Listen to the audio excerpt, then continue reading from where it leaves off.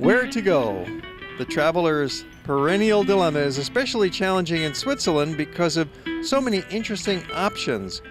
But we can offer perhaps the most excellent solution based on years of traveling through this high country. Go to Lucerne. You're going to find that your visit to Lucerne is one of the most rewarding aspects of any trip to Europe. It's one of the world's most charming towns and on a picturesque lake surrounded by majestic mountains. They truly have it all. Famous for its well-preserved old town, consisting of many blocks of very old buildings, richly decorated with painted murals showing village life and hunting scenes from the olden days, making this like an outdoor art gallery. And all of this is set on a beautiful waterfront along the shores of Lake Lucerne and the River Reuss.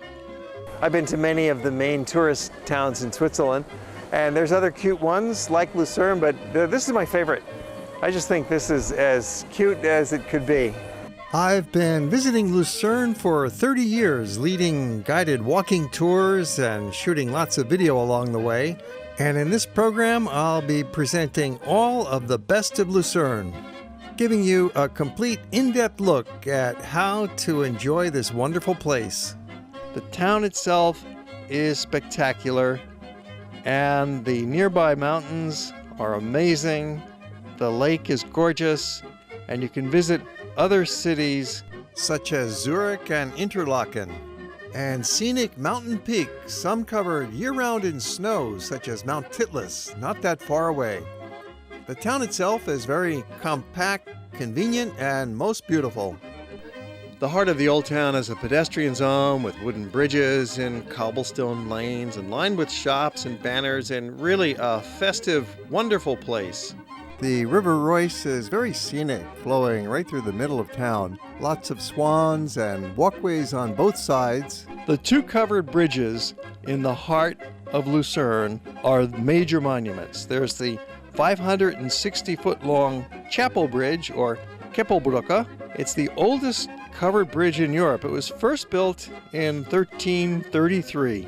And there's the Mill Bridge, also a very old covered wooden structure. The third famous landmark is the Lion Monument, carved right into the sandstone cliff.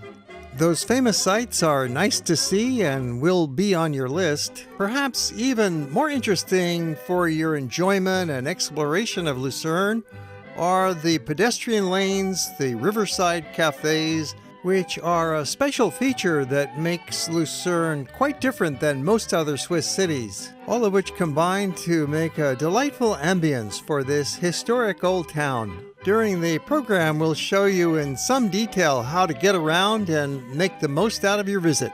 There's a lovely promenade along the River Reuss that's lined with cafes, restaurants, and bars. It seems like a big outdoor block party. And you can get some good food and delicious beer in a lovely outdoor setting. You can sit at the casual outdoor cafes and just have a simple salad or a sandwich, a light meal, or just a beer, kick back and watch the other people and the swans gliding by on the River Reuss. Alongside the River Cafe Terrace, you've also got a whole stretch of covered arcades where the party continues with more restaurants and bars. It's the kind of place that both locals and visitors can share in together, and you'll find it's a friendly atmosphere where you might join in some conversations over some beers. The weather's fine from early May through October, and the action takes place all afternoon and on into the evening. Perhaps just a casual bite of sausage and fries to go with your beer, or a more gourmet dinner. There's also a Mediterranean-style restaurant serving tapas. You'll be surprised and delighted with the variety of cuisines available in this small city. Throughout the program, we'll be sharing with you a lot of our favorite places to eat. Indoor tables are usually available, but almost everybody prefers to sit outdoors, a luxury they have a harder time enjoying during their winter. Temperatures are quite reasonable throughout the year, for Lucerne is actually at an elevation of only 1,300 feet. So even in the midst of winter, it's not generally bitterly cold here. And in the summer, it's very comfortable. Some of the nearby mountains do reach 10,000 feet with snow-covered glaciers all year round, but the temperatures in town are quite comfortable. The best time to visit is any time between April and October, with the summer months being especially attractive. You're going to really enjoy exploring the small lanes and plazas in Lucerne.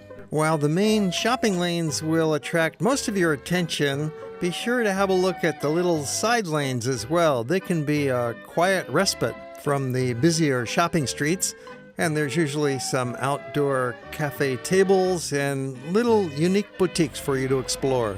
The town has lots of souvenir shops, but here may be something like an antique shop, and there's a bit of a nightclub center on a couple of these side lanes where the action goes late into the night. Parental guidance suggested.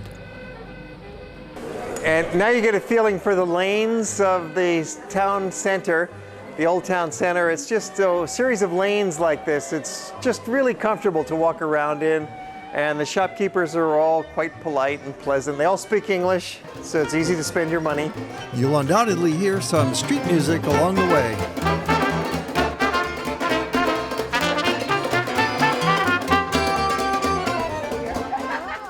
Walk the few blocks back into the center of town along the main pedestrian shopping street. Don't worry about street names. It's pretty obvious which way to go, but it's called Hertensteinstrasse. And then it changes names 4 more times, but just follow your nose. And once in a while, you might see a horse carriage coming through. You can easily find a map of Lucerne, perhaps at your hotel or certainly online. But you don't need to study it too closely because you can't get lost in this small place. The old town is surrounded on one side by the river and lake, and on the other by a hillside, an ancient fortified wall, which you can climb. We'll take you up there shortly. Yes, during the Middle Ages, Lucerne was a fortified walled town, as were many of the towns of Europe. Feel free to just wander, so you can rearrange the schedules and itinerary selected here in any way that suits your personal preference. This is a small town, so you don't have to be too concerned about constructing any sort of efficient sequence of events. And this area is filled with interesting shops and restaurants and ancient buildings. The steep gabled roofs covered with strong wooden shingles to ward off the winter snow complete this picturesque scenario. The automobiles are just not allowed into this large historic zone, so you can wander the cobble lanes without fear of getting run over.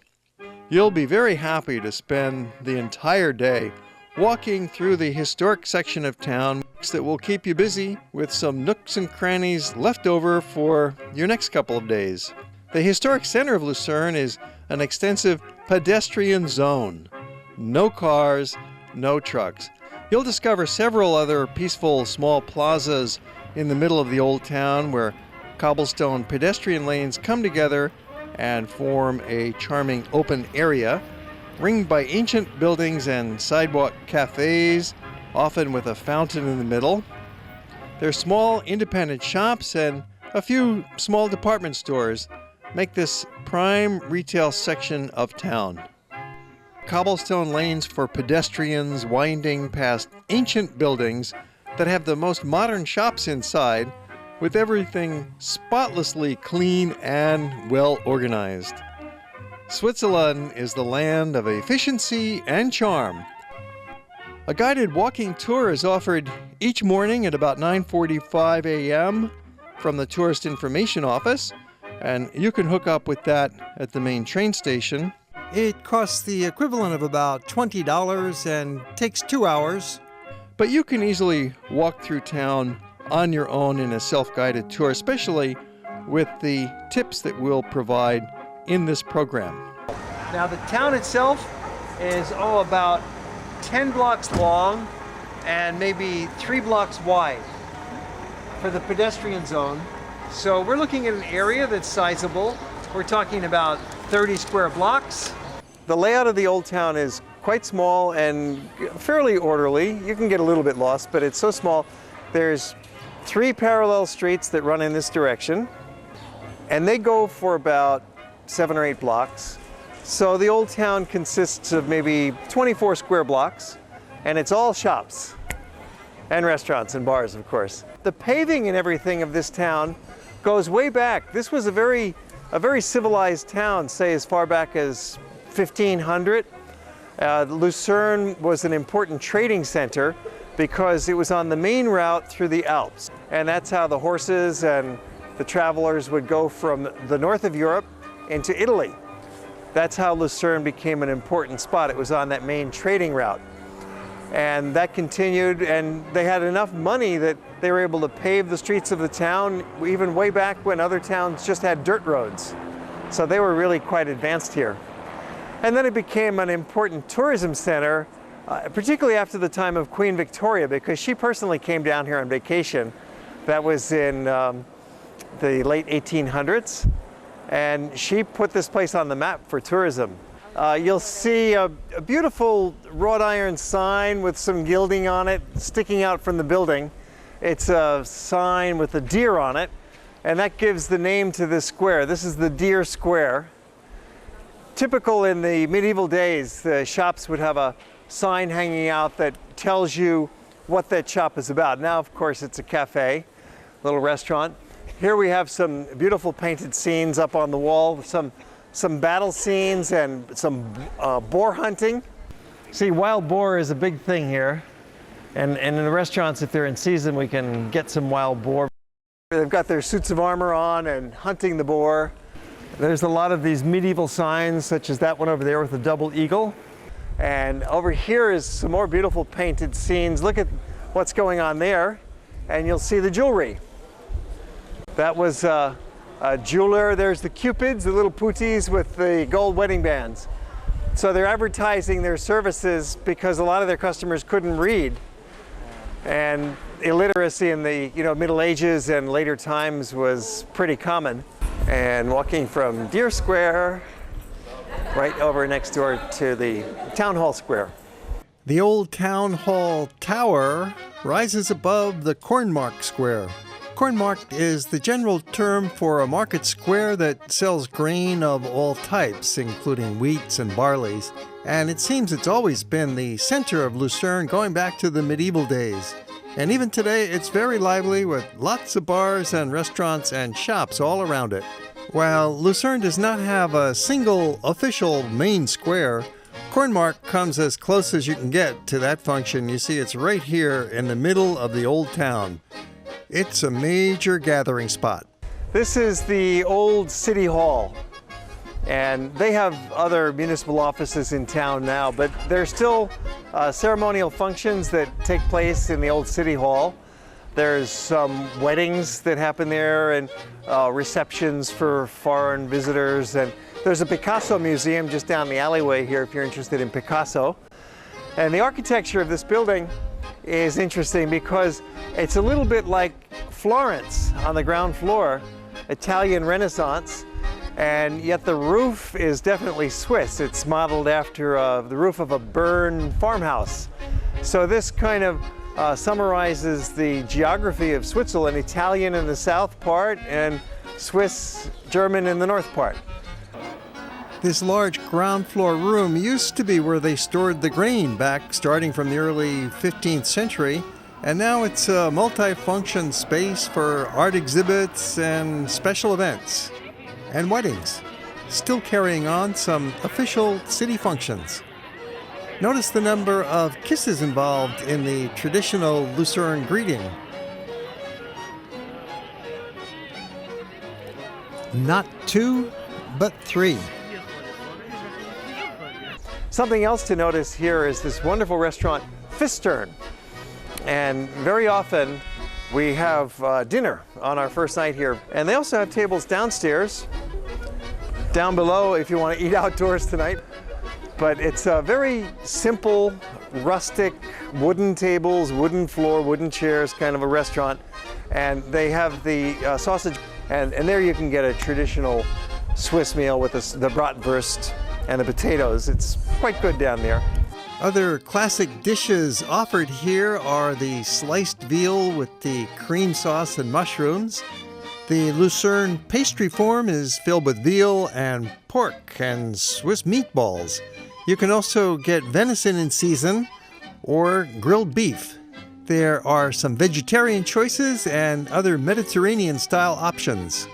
There's been a restaurant here for over 100 years, but the building goes back nearly 500 years when it started out as the Guild for the Bakers, which was very convenient since the grain market is right next door at the corn market. You can sit outdoors on their terrace up above the street level, which gives a beautiful view looking out over the river. Having some bratwurst in Lucerne here on the terrace of Fistern restaurant. It's good stuff. We'll show you more restaurants in a separate movie, part 2 of our look at Lucerne. Look for it in our series. Continuing from the Kornmarkt, we're walking along one of those main lanes of town. It's the Kapellgasse, Chapel Street, heading towards Kappelplatz, the Chapel Place, which is another one of the main squares of town. You've got a few high-end stores mixed in with the average shops here, and sometimes the place is rather quiet and empty. Other times you might run into something special.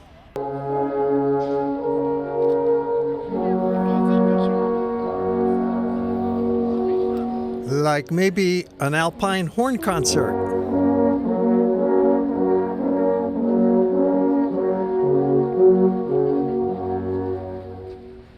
Turns out this is a club of amateur musicians who get together and practice and play every week. They perform publicly just a few times a year in Lucerne and at some music festivals. And once in a while you get lucky and run into a street market here at Kappelplatz. Lucerne does have weekly produce and antique markets down by the river and other random sidewalk kiosks. Kappelplatz is also famous for its Renaissance-style Fritschi fountain, built about 100 years ago in the style of the Carnival.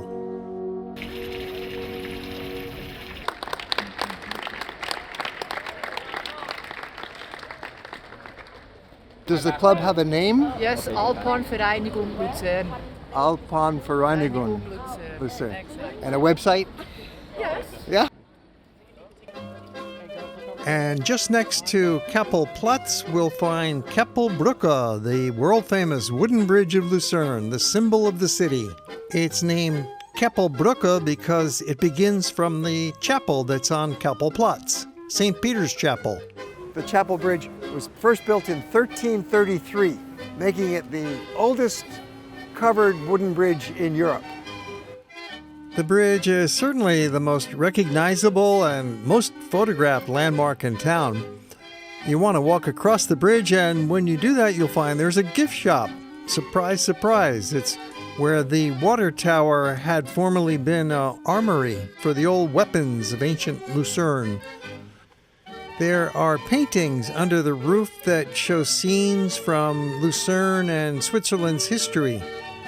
The bridge also functioned as part of the fortification of the wall that went around the city in the Middle Ages. For the best picture, lure some swans into your foreground with the bridge and tower behind. There's a very effective camera angle that you can get. Stand along the shores of the River Reuss. You'll notice a little staircase that goes down to the water, about 10 steps down from the sidewalk level right to the water level. And often in the morning, you will see a flock of swans paddling around. And if you walk down those steps right to the water's edge and lean down, you will get a spectacular photograph with the bridge behind, and on a clear day you can see Mount Pilatus in the distance and the swans in the foreground.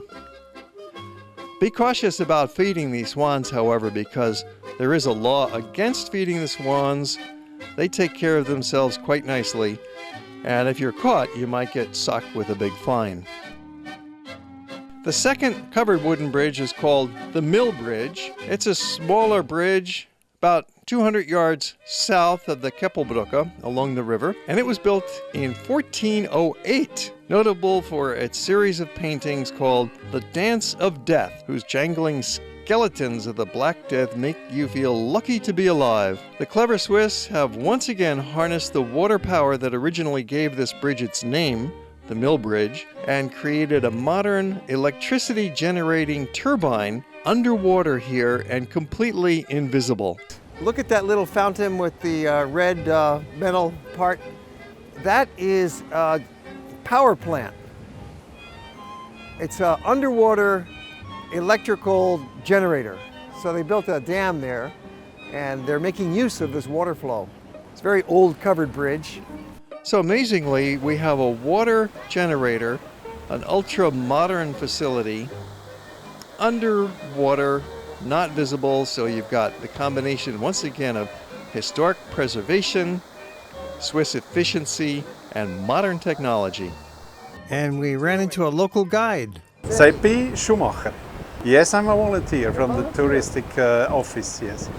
And we do this job in the whole town. You're standing here at the Spreuerbrücke, the Spreuer Bridge. It was one of the oldest wooden bridge in town of Lucerne. Many years ago, I think 600, 700 years ago, they brought all the corn here and they will make the bread for the whole old town. A clever evolution from grinding grain to generating electricity. This is the River Reuss, and it's the only outlet for Lake Lucerne. And you notice here they have a stick dam. This is a weir, an adjustable dam that can take sticks out or put more sticks in. And it just depends on the level of the water and the amount of flooding and melting of snow, because the trick is they want to always keep the lake at the same level, particularly for the boat traffic, because the boats want to pull up to a dock and make it a uniform dock. So they adjust the level of the entire lake with these sticks. This flows north and it ends up, eventually joins the Rhine and eventually into the North Sea. And up on the hill you see the wall of town. Now you can walk up to the wall, you follow a road over there around, and there'll be a path on the other side of the wall. And that'll lead you through the pasture with the cows, and you can climb the towers. And from there you have a nice view looking back down on the town. It's really quite nice. Walking along that road will bring you to a gate in the large tower, and you go through the gate and take a sharp right, go up the stone staircase, and it will quickly lead you into the garden path that runs along the outside of the wall. Right away you're getting nice views across the hillside and looking up at the outside of the wall that you're about to climb. You'll probably see some cows grazing and relaxing in the meadow, a nice barnyard touch inside the city. And you keep walking up higher on the path. It's really not that steep. It's a good way to gain altitude, and it turns into a little staircase, and then you're inside the tower going up the authentic wooden and stone steps. Be warned, these stairs are rather steep and cramped, not for total weaklings, but it's really only about 35 meters high, so it's not all that bad, and there are handrails for safety and to help pull yourself up those never-ending steps. Emerging at the top, you get a great view looking out over the city, so it's worth the climb. It's a classic Instagram shot for you, which makes a great reward and gives you that rosy glow of accomplishment after such a strenuous walk uphill. You've walked into a yodel-ready vista. It's a little bit of a workout, but you get a spectacular view, and that makes everything worthwhile. And there's 3 towers, actually. If one is not enough, you go down and you climb up a second and get that view, and then climb up a third. Most visitors miss this altogether, but it's fun. Instead of spending all your time shopping, come on up and enjoy the view. This old fortification wall around Lucerne still survives from the Middle Ages. It was built around the same time as the 2 wooden bridges between 1350 and 1408.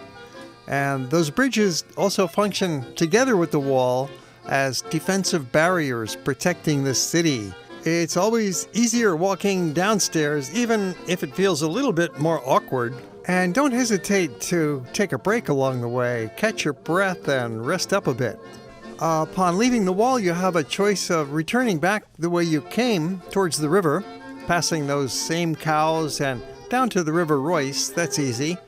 Or better yet, if you can spare another 20 minutes, continue along the wall to a different exit gate, and you'll see more of the towers, with a chance to go up 2 more of them and walk along the top of the wall if you wish. Just as we're feeling good about our little victory, we come across some real energetic people. High school kids practicing track, and out on the playground at the adjacent high school fooling around. Well, that gives us a little jolt of energy to keep us moving along. But rather than climbing 2 more towers, we figure we got the best view already, so we'll just stay down. The Middle Ages were times of turmoil, always subject to outside attack from neighboring cities. And these walls always played a role in protecting the city's commerce to make sure that goods coming into or out of the city could be properly taxed and not smuggled in. The historic plaque on the wall shows a diagram of the towers and the routing and their names. They are Newly, Menly, Dugisland, Hay, Zeit, Schirmer, Pulver, Allenwind, and Deckley. 9 of them. The visit is free, but there's a donation bucket you can contribute to help for maintenance of the towers and these pretty gardens that you get to walk through as part of the trip. The wall is built on a hill, so you're still up pretty high with a nice view across the lake and the rooftops of the old town. And you continue strolling. It's an easy walk back into the city itself. Just takes a few minutes through the gates. And here you have a view looking back up at one of the towers. It's the Sight Tower with the biggest and oldest clock in town. They say fishermen can tell the time from way out on the lake in their boats. You can see how the wall towers over the historic center. We have 3 more movies about Lucerne, including excursions on the lake and up to the mountaintops to Titlis and Pilatus and Rigi, and many other movies about Switzerland. Be sure to look for them in our series, taking you to most of the great places. Over to Interlaken, up to the Jungfrau, we'll see the Schilthorn, Lauterbrunnen Valley, Trummelbach Falls, Grindelwald, Bern.